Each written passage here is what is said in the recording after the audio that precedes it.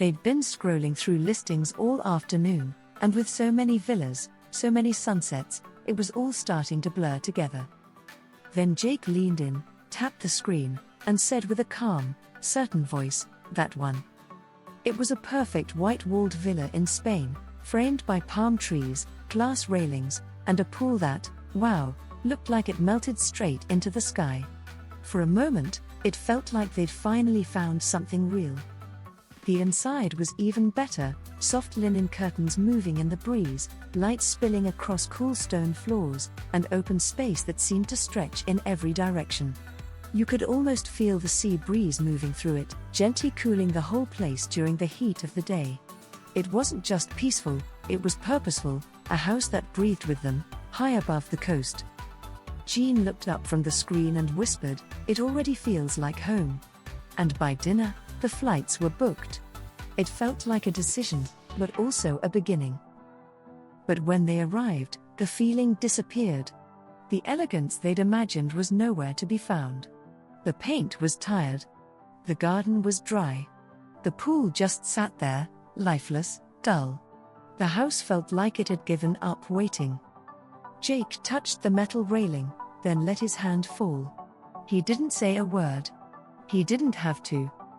Inside, it was clean, but it was hollow. The echo followed them from room to room. The beige walls gave off nothing. The air had that kind of silence that isn't peaceful, it's empty. Jean drew the curtains, then let them fall again. "It's not bad," she said, but they both knew. It wasn't what they'd imagined. And it wasn't what they felt. And that, more than anything, is what mattered. It was a letdown. Was this really what they'd flown out for? Online, it had looked perfect.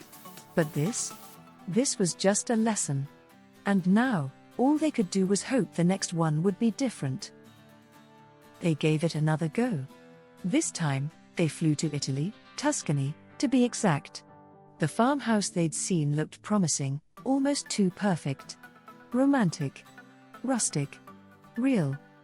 Stone walls wrapped in green vines. Shutters. Hills that rolled out like something painted from memory. The photos looked like a love letter to the countryside.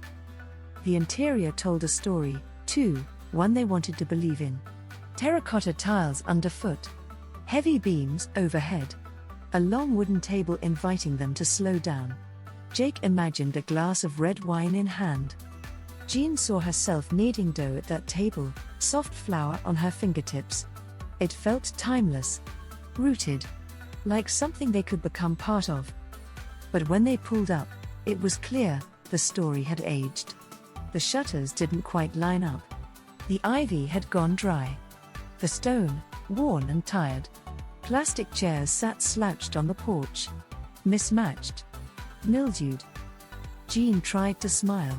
Jake didn't even look up. He opened the boot. Closed it again. Inside, the hope unraveled quickly. Dust clung to the furniture. The air was thick and still. The silence no longer romantic, just forgotten. They wandered through the rooms slowly, both knowing but neither saying it. Maybe the house was waiting for someone else. And maybe they already knew it wasn't them. One last chance.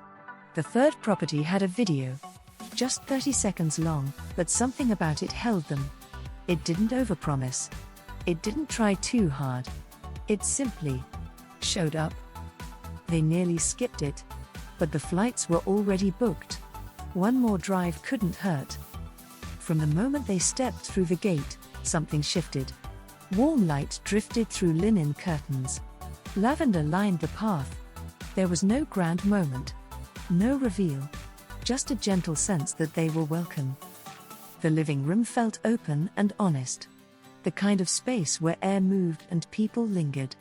Jean ran her hand along the window frame, and this time, her smile stayed. The kitchen wasn't staged, it was steady. Bread rested on the board.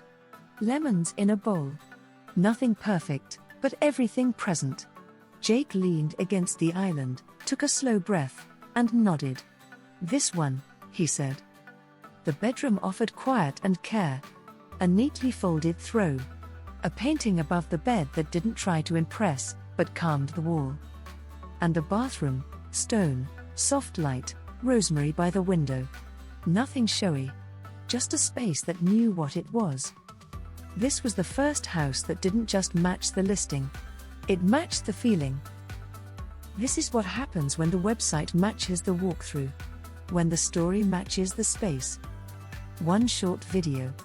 One smart assistant. The right buyer, ready to feel something. Let us spotlight your best property.